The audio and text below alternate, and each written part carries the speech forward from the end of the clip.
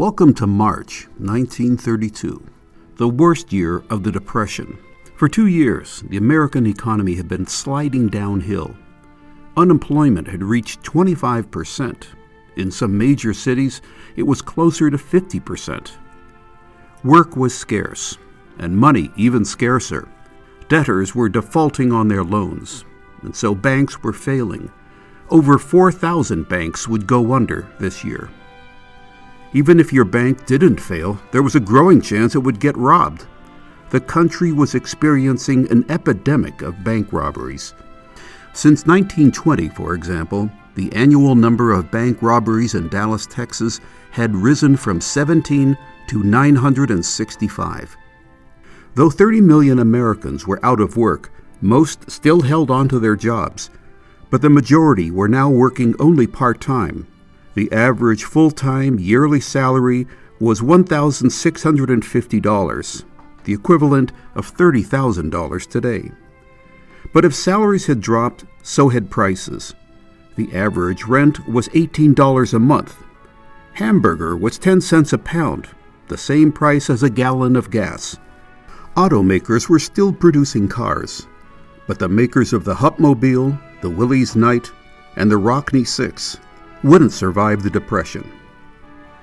Naturally, the country was hungry for diversions in these grim times, and one of the best places to lose their worries was at a movie theater, where for the equivalent of $1.25 today, you could escape reality for hours with a double feature plus cartoon and newsreel. Radio was in 12 million homes and starting to bring regular programs of music and drama. But for the 100 million Americans without radios, there was reading. And the magazine read more than any other was the Saturday Evening Post. For just a nickel, the Post would provide up to 7 short stories, 2 installments of a serialized novel, and feature stories on current issues. In March of 1932, the Post offered works by William Faulkner and F. Scott Fitzgerald. Dorothy Thompson wrote about the rising wave of nationalism in Europe, and humorist Will Rogers reported on his goodwill trip to China, which was actually a secret mission from the State Department to gather intelligence about Japan's invasion of Manchuria.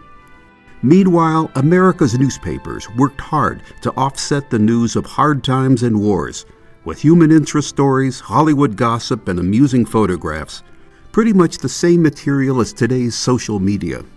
But in March of this year, they began covering a story that for the next 2.5 years would help Americans forget their own problems for a while. The return of the Lindbergh Baby. On March 1st, the infant son of America's hero, Charles Lindbergh, was kidnapped. 6 weeks later, after a ransom had been paid, the body of the child was found in a nearby woods. The country was outraged. The press was inundated by people claiming to have sighted the child.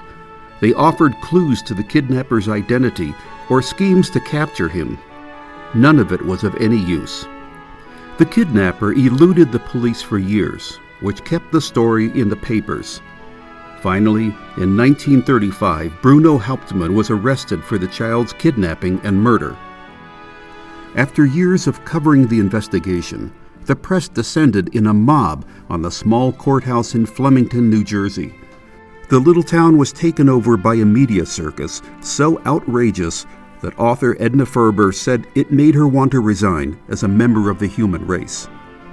In time, it would be called the trial of the century, and the kidnapping would be the crime of the century. And it all began in March 1932. This video is brought to you by the Saturday Evening Post Digital Archives. Saturday Evening Post members can explore our 200-year-old archive for only $15 a year. Subscribe today.